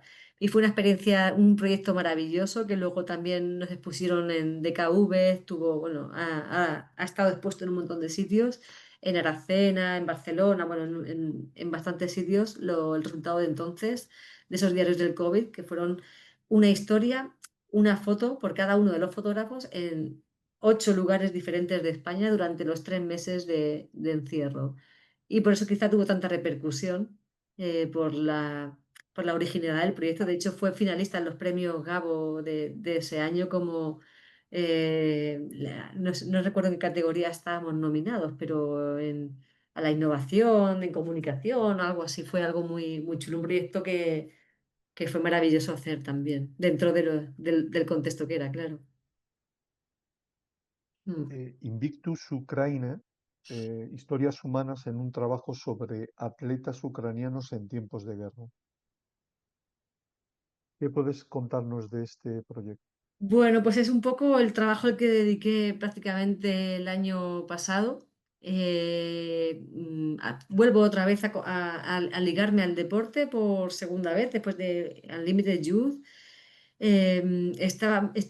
Claro, Ucrania es una guerra que está ahí, está cerca, todos queremos ir, pero siempre no hay que ir a todos los sitios, todos los fotógrafos queremos ir, pero había que tener algo que realmente que contar, ¿no? Algo que no estuviera ya contado con la gente que lo está contando allí y lo están haciendo maravillosamente bien, ¿no? Y entonces se me ocurrió que estábamos en año olímpico, o que íbamos a entrar en año olímpico, y me empecé a preguntar yo misma: "Jo, ¿cómo será entrenar, ¿no? Prepararte para unas Olimpiadas, el momento más importante de tu vida, y hacerlo en un contexto de guerra, en un contexto de que están cayendo bombas, que hay cortes de luz, la tensión de que tener familiares luchando en el frente, amigos". Y me empecé a preguntar todas esas cosas y dije, bueno, ¿y por qué no lo cuentas? ¿Por qué no te vas a Ucrania y por qué no cuentas esta historia? Y eso fue lo que hice. Empecé a mover permisos, bueno, pues esa historia. Y estuve 2 veces justo el año pasado, voy a compartiros por aquí también algunas imágenes del proyecto, en el que básicamente lo que hice fue intentar buscar historias relacionadas con el mundo del deporte, con el movimiento olímpico, y que todo esto, al juntar esas diferentes historias, nos pudiera dar una visión de lo que es entrenar, vivir como atleta en un entorno de guerra. Visité un montón de espacios deportivos, de instalaciones deportivas, son más de 500 las que han destruido los bombardeos rusos desde el comienzo de la guerra en 2022. Esta es la ciudad deportiva de Irpin. También estuve en el Centro Olímpico de Kiev, donde pude entrar en contacto con un montón de atletas que iban a competir en París. Luego volví otra vez con una beca de la Unión Europea que me concedieron con lo que había hecho en el primer viaje que estuve en febrero y marzo de 2024. Volví otra vez en el mes de agosto, que era justo el regreso de los deportistas olímpicos que habían competido en los Juegos Olímpicos de París y hacer tanto el previo, el antes como el después, ¿no? Y al final lo que es esta historia es un montón de pequeñitas historias que han entrado en ese proyecto que es Invictus Ukraine, que es un título muy deportivo, ¿no? Tiene ese doble sentido de como dar ánimo, ¿no? a Ucrania, mantenerse uno invicto.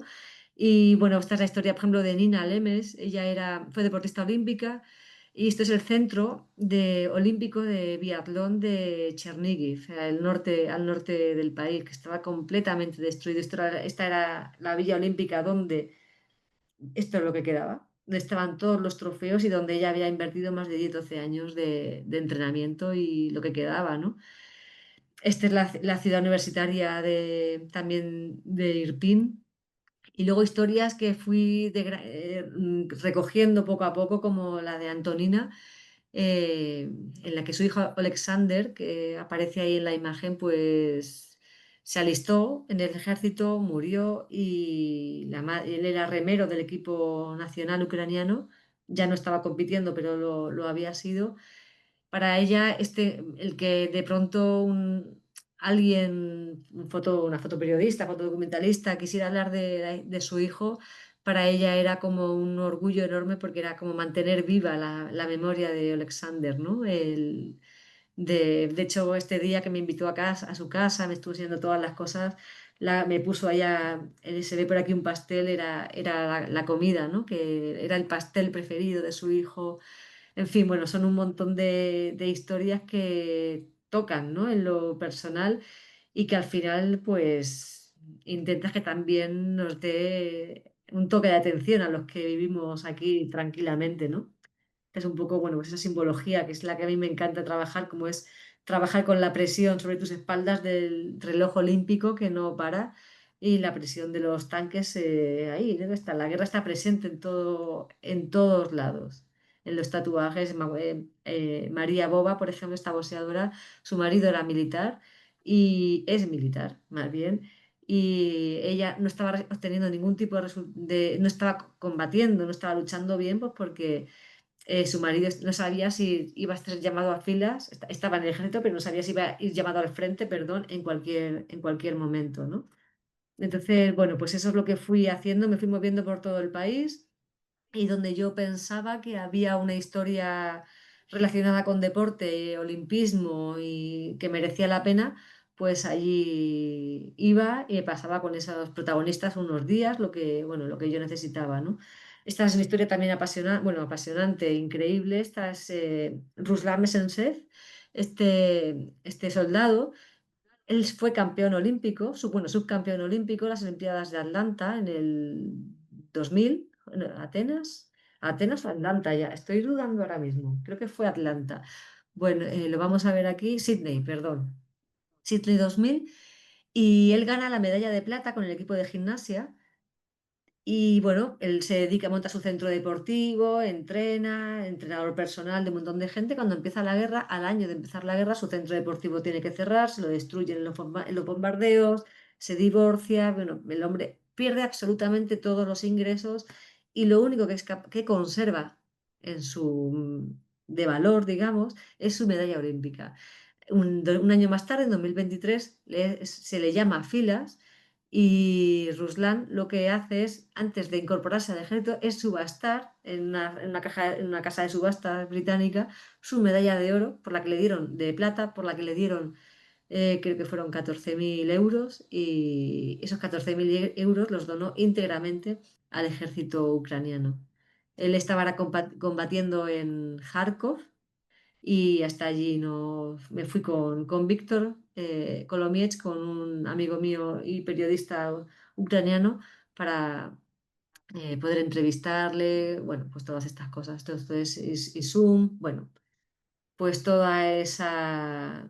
son todas historias relacionadas con el deporte y con lo que supone ese entrenar en estas condiciones, ¿no? Y seguir.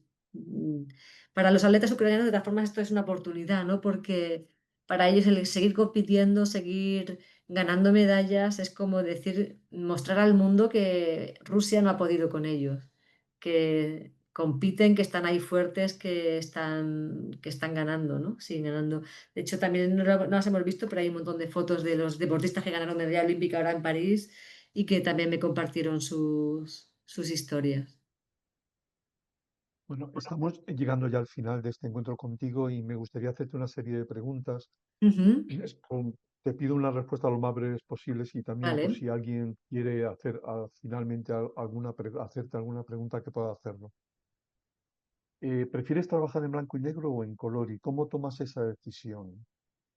Pues dependiendo del proyecto, es decir, para mí el color normalmente suelo empezar en color, casi todos los proyectos por defecto. De hecho, muy poquito en blanco y negro porque para mí que retrato la cotidianidad, yo mi cotidianidad la veo en color, no en blanco y negro. Entonces, pero también quiero sentirme con la libertad de cada proyecto es como un libro en blanco nuevo, con lo cual para mí no depende de cómo ves tú, sino de cómo cuentas mejor este proyecto. ¿Y qué equipo sueles utilizar y por qué? ¿Crees que la herramienta influye en el resultado final? Claro, tienes que buscarte un equipo en el que tú te sientas realmente cómoda, sin lugar a dudas. Yo, después de pensar mucho y de pues, enfrentarme a mi día a día, siempre suelo el 90%, 95% de lo que hago, lo hago con un objetivo en 35 milímetros relativamente pequeño, porque para mí es mi manera de mirar, es un objetivo pequeño, con lo cual yo me siento cómoda, no intimido, no es llevar un tele o un objetivo hiper pesado que de pronto cuando estás trabajando en entornos tan cercanos con una mujer, como hablaba de Antonina, que te está contando que su hijo ha fallecido hace unos meses, al final sacar una cámara de fotos es sacar casi un arma también.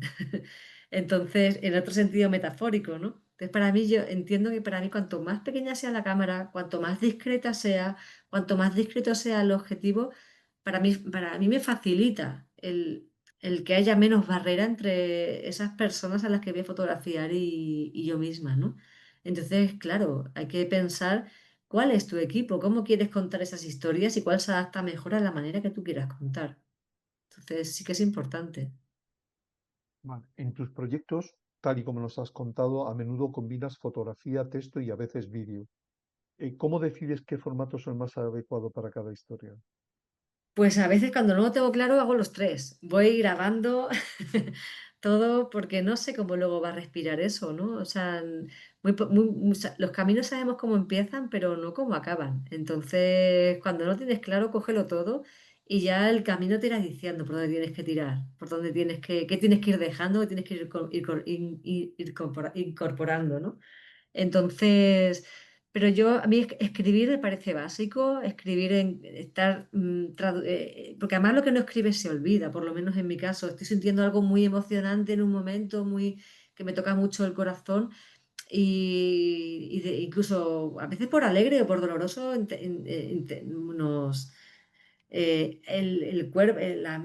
la mente se defiende, ¿no? De lo que te produce cierta incomodidad o dolor. Entonces yo escribo por defecto todo lo que tengo a mi alrededor y también grabo porque no sé luego lo que voy a utilizar. Y casi siempre lo que escribo luego me ha venido bien de alguna otra manera. Luego lo he reciclado y lo he utilizado y si no, ahí está como memoria, porque a veces la foto, lo que yo siento es que la foto, para mí es mi lenguaje de comunicación, pero a veces tiene sus límites. Lo acepto como lo que es enamorarte de algo o de alguien. Cuando te enamoras de algo de alguien, tú piensas que ese es tu persona o este es tu medio. Para mí es la fotografía y lo acepto tal y como es y tiene sus límites. Y sus límites es que no hay sonoridad, no hay cómo es el tono de voz de esta persona, cómo suena ese campo de la transhumancia. Entonces, para mí, esos registros sonoros o de vídeo suponen un complemento a los límites de la fotografía que no quiero cambiar, pero sí puedo complementar. ¿Y tienes alguna opinión sobre la inteligencia artificial, la relación de esta con la fotografía y los escenarios que se están abriendo y pueden abrirse? Bueno, yo creo que tenemos todos creo que todas las revoluciones hay que mirarlas sin miedo, pero con respeto. Es decir, no podemos estar anclados en el pasado constantemente. Creo que la inteligencia artificial nos puede aportar como herramienta muchas cosas, pero tenemos que tener claro cuáles son los límites. Yo, por ejemplo, en fotografía documental o fotografía ligada a la realidad, el límite es que la inteligencia artificial no entra en el sentido de que sustituya una imagen por otra. Algo que hay que ceñirse a la veracidad porque estamos hablando de realidad, de sufrimiento de personas o de realidades que están en el mundo. Pero creo que hay que dar una oportunidad a ver que no verla como una amenaza, sino como un aliado, en el sentido de que habrá cosas con sus límites que nos puede aportar, que estén bien y que nos facilite el trabajo, claro que sí. ¿Has tenido relación con el Centro Andaluz de la Fotografía, mostrando en él, como has comentado antes, la exposición y el catálogo Unlimited Youth? También llevaste a cabo un visionado de portfolios. Ujú, Anteriormente participaste en una mesa redonda detrás de la cámara, las creadoras en el mundo de la fotografía.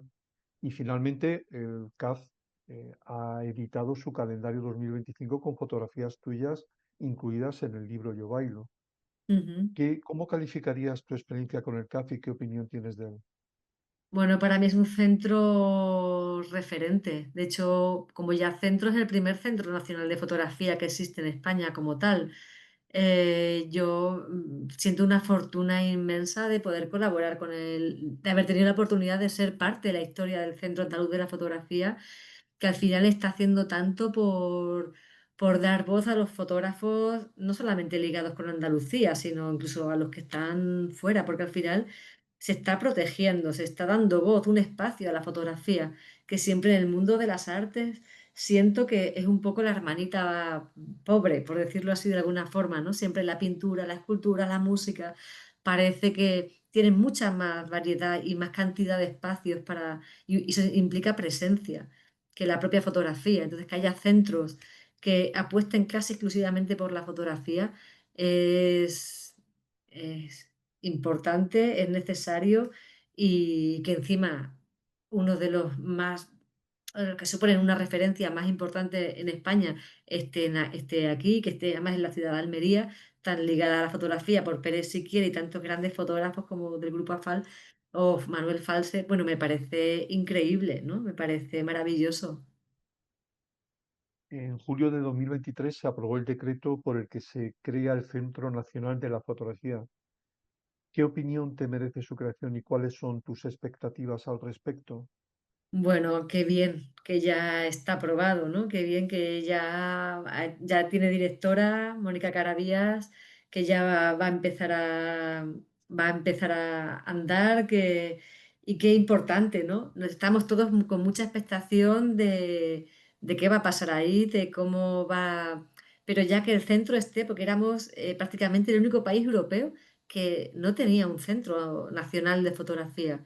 Al final ahí yo espero que pueda dar solución o por lo menos respuesta a muchas cosas, como por ejemplo los archivos fotográficos, ¿no? Cantidad de archivos fotográficos de fotógrafos maravillosos que están por ahí sin nadie que custodie eso, eh, bueno, vamos a ver pero tenemos todos una expectación enorme por la que empiece a andar ese centro en Soria y, y no me cabe duda que van a hacer una gestión maravillosa y la pena es que haya llegado tan tarde, ¿no? Y después de tanta reivindicación, esa es la única pega, pero bueno, como llegamos tarde, seguro que lo van a coger con muchas más ganas y ya tienen también lo bueno es que ese Centro Nacional de Fotografía de Soria está recogiendo la experiencia de los países que ya llevan muchos años en él, ¿no? Como es Francia, Reino Unido que ya llevan una trayectoria muy consolidada de cómo trabajar en esos centros y lo bueno es que se van a nutrir de esa experiencia para llevarlo a nuestro propio centro nacional. Así es que con ganas de que ya queda muy poquito para que empiece a andar. Y ¿Estarías a favor de la creación, como por ejemplo en Francia, que la has citado ahora, de una Escuela Nacional de la Fotografía? ¿O crees más acertado la creación de grados de fotografía en las universidades?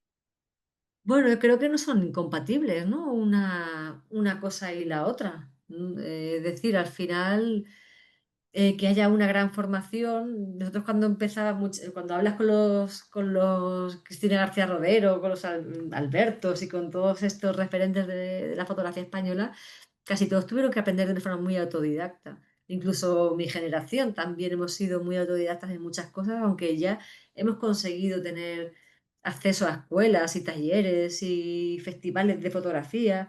Entonces, que haya formación fotográfica es también la garantía de que siga habiendo relevo generacional, que siga habiendo personas que utilicen la fotografía como medio para contar historias, para crear cosas. Entonces, puede ser en ambos sitios, desde escuelas privadas, lo importante es que haya, si hay escuelas es porque hay personas que demandan esa formación.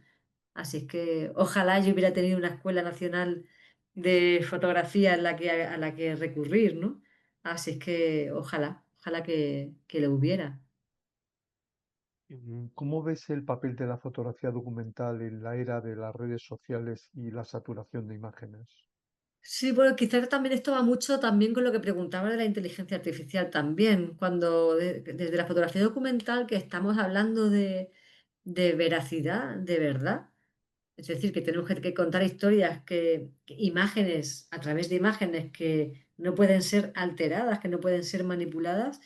Creo que para nosotros en nuestro campo en concreto empodera mucho más el valor de la fotografía documental o fotoperiodística, ¿no? Porque al final eso no es replicable a través de un botón de un ordenador. Hay que ir a esos sitios a seguir contando esas realidades. No vale un vídeo creado por la inteligencia artificial del señor Trump haciendo no sé qué cosas en Gaza o convirtiendo un resort no sé cómo, ¿no?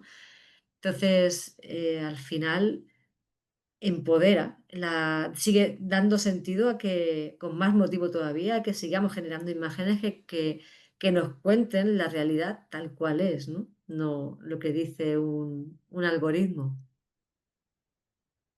Tú eres una fotógrafa que has tocado temas muy sensibles, sociales. ¿Crees que la fotografía puede generar cambios sociales reales o su impacto es más bien simbólico?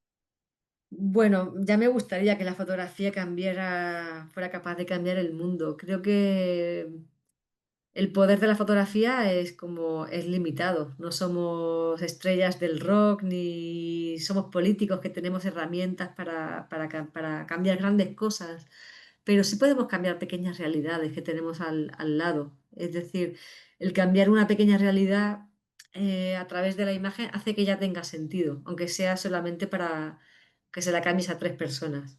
Entonces, el poder de la fotografía él es desgraciadamente más simbólico, pero el poder de la imagen es grande también a la vez, ¿no? Porque al final cuando alguien hace algo para una cosa, o sea, o en negativo, o tiene miedo a que se sepa, o cuando ponemos en valor, cuando difundimos imágenes de gente que ha hecho cosas importantes, al final todos queremos ver imágenes. ¿No? Entonces al final sí que cambia cosas porque esas imágenes o denuncian o inspiran, pero y aunque no cambien una mentalidad global, seguro que hay alguien que le va a hacer un pequeño tic, ¿no? Con que le cambie esa pequeña mentalidad a una persona, para mí, hace que nuestro trabajo ya tenga sentido, ¿no? ¿Hay algún proyecto que desearías realizar y que aún no has podido hacer, bien por falta de tiempo o de recursos? ¿Hay algún tema o técnica que te gustaría explorar en el futuro? Todos, o sea, yo tengo una lista ahí con que me va a faltar 7 vidas para hacer todo lo que quiero, ¿no? Al final el reto es que también hay que vivir de esto, ¿no? Y las facturas te las tienes que pagar. Yo no tengo otra fuente de ingresos como muchos compañeros, o sea, como estamos la mayoría que estamos aquí, que nos dedicamos en cuerpo y alma. y entonces hay que buscar un equilibrio entre vivir y generar proyectos personales, ¿no? Al final lo que a ti te apetece hacer son proyectos personales porque cuentas lo que quieres como tú quieres y en el ritmo que tú quieres. Entonces, eso es lo difícil de gestionar a veces. Entonces, no te da tiempo a llegar a contar todos los proyectos que te gustaría hacer ni involucrarte, pero me encantaría. Hay cosas que sé que no me va a dar tiempo a contarlas en mi vida, pero bueno, vamos a intentar contar las máximas posibles. Eh, Ojalá me diera tiempo a todo, pero son muchas cosas. ¿Hay algún aspecto de la fotografía, del mundo que rodea la fotografía, que no te guste? ¿Qué cambiarías de ella si pudieras? Bueno, es un poco lo que te he dicho antes, de la fotografía me enamora todo, pero soy consciente de sus límites, pero lo acepto tal y como es. Entonces, cuando en la fotografía veo que no llega a algo, como un enamorado, pues lo complementas con otras cosas que la enriquecen, otros discursos, otras formas, pero no la cambiaría por nada. O sea, creo que también es bueno que las cosas tengan sus límites. Creo que eso también te hace buscar, no cambiaría la fotografía por nada, siendo consciente de que tiene también sus limitaciones. Mm. Y en relación con aquellas personas que hoy desean iniciarse en fotografía como tú empezaste a hacerlo en su día, ¿qué te gustaría decirles? En un tiempo tan influido ahora por lo tecnológico, ¿qué crees que deben de tener en cuenta? Y más específicamente, ¿qué consejo darías a jóvenes fotógrafos que quieren trabajar en proyectos documentales? Bueno, yo creo que, no sé yo quién va a dar consejos, pero creo que sigan su intuición, que se involucren en contar historias que realmente les toquen el corazón, que les toquen la fibra. Y muchas veces lo más difícil de un proyecto es empezarlo, porque lo quieres tener muy claro desde el principio y eso no, en tu casa pensando, te puedes pasar 10 años en tu rincón de pensar, es raro que te venga la inspiración. Lo que se te va a ocurrir de ese proyecto, dónde lo vas a querer llevar, se te va a ocurrir trabajando y equivocándote 100 veces, mirando esas imágenes, viendo que no te llevan a ningún lado y de pronto aparecerá algo que dirá, esto es, o por aquí va, ¿no? Entonces creo que cuando no sepas, eso me pasa a mí, incluso hoy, cuando no sé por dónde empezar, no importa, empieza. Coge la cámara ese primer día y sal. Y aunque no haya nada que hayas encontrado que te sirva, vuelve otra vez. Porque al final esa inspiración o esa idea te vendrá uno de esos días que salgas con la cámara, ¿no? Hay que empezar de alguna manera. Aunque no sepas qué vas a buscar, sal. Bueno, pues por nuestra parte hemos llegado al final de este encuentro contigo, pero ¿alguno de los que estáis asistiendo en directo a este encuentro con Susana queréis hacerle alguna pregunta?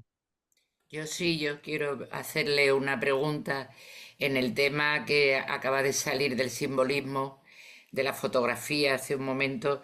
Quería comentarle bueno, que el ser humano necesita del símbolo. Las cuevas de Altamira son un símbolo, Mm, ¿no? Y es una imagen, ¿no? mm, Entonces, pues eso me gustaría aportarte como en la fotografía es creadora de conciencia, totalmente. Mm, como tú has hablado y tú lo has planteado, de emociones, ¿no? mm, Entonces, por ejemplo, esa foto que me he quedado yo ahí con esa mujer refugiada en un piso que no tiene papeles y con los niños en la alfombra, una de las que has sacado, a mí me parece, o sea, tú estás contando ahí lo que es la situación de los refugiados. Entonces me parece importantísimo y vivimos de símbolos. Te quería, por total. ejemplo, con esa fotografía, entre todas, es la que a mí se me ha quedado más importante, ¿no? Totalmente de acuerdo. O sea, al final, creo que nosotros como documentalistas tú lo has definido perfecto. Somos o intentamos ser creadores de conciencias. Al final, no sabemos si las generamos o no, pero por lo menos lo intentamos, ¿no? Sí, sí, ah, buena. Gracias. Muchas gracias. ¿Alguien más quiere formular alguna pregunta? ¿Os animáis? Tímidos, están tímidos. Bueno, pues Eh, si no bueno, es Juan, así, eh, Sí, Fran, Sí, Sí, por ahí adelante. parece que hay bueno, alguien, sí. sí. Bueno, yo la verdad que después de la entrevista tan rica que le has hecho con tantas preguntas, bueno, creo que ha sido muy enriquecedor todo lo que nos has contado, Susana.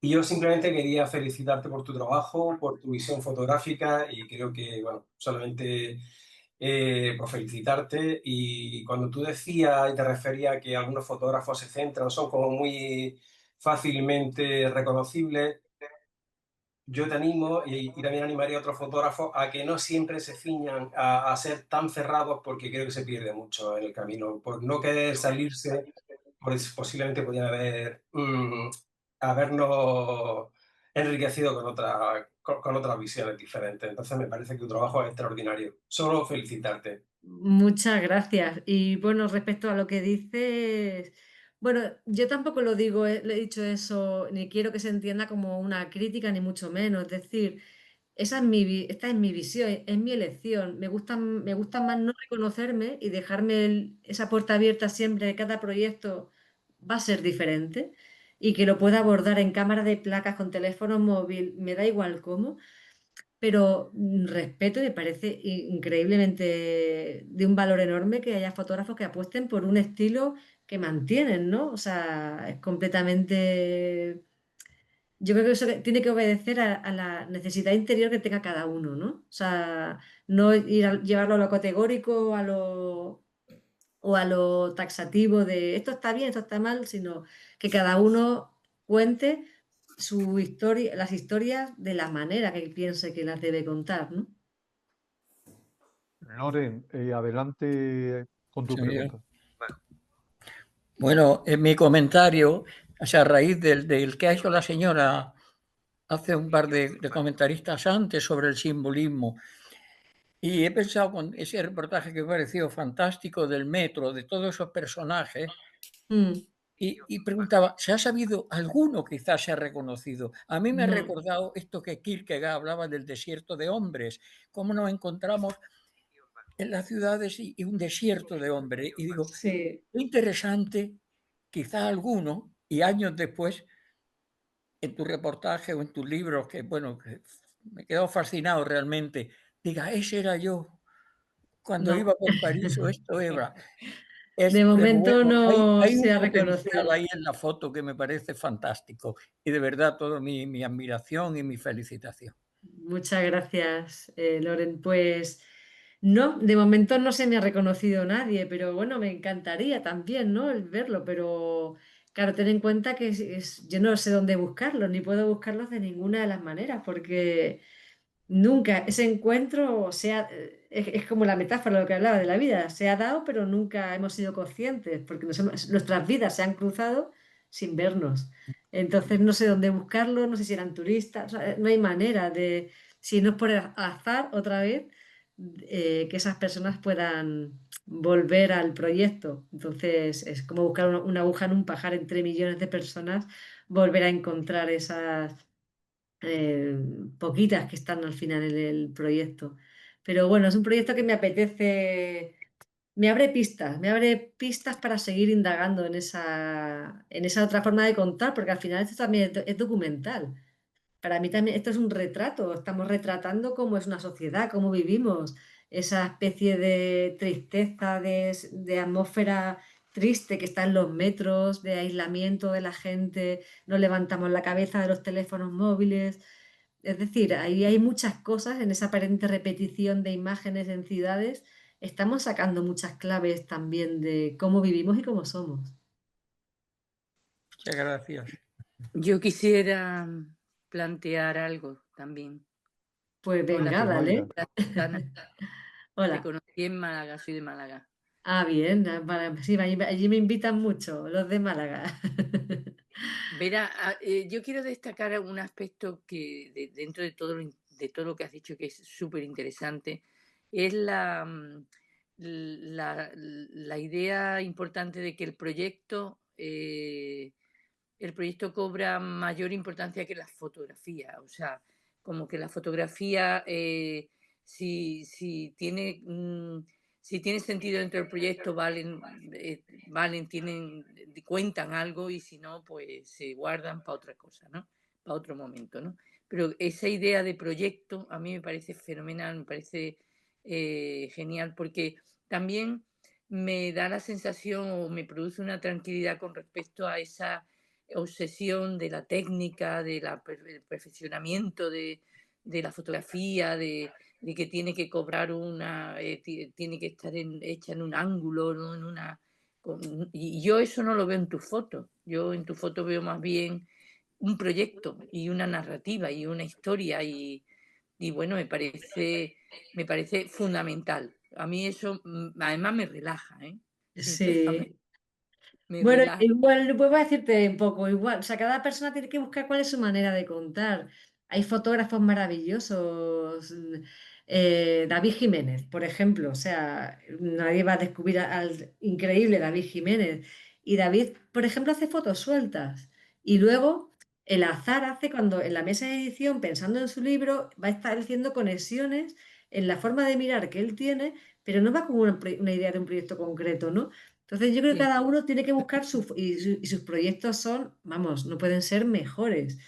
Entonces, bueno, yo creo que al final es que cada uno busque su manera de expresión, su manera de contar, que es la suya, que es la que tiene que es la propia. Al final fotos es de todo el mundo.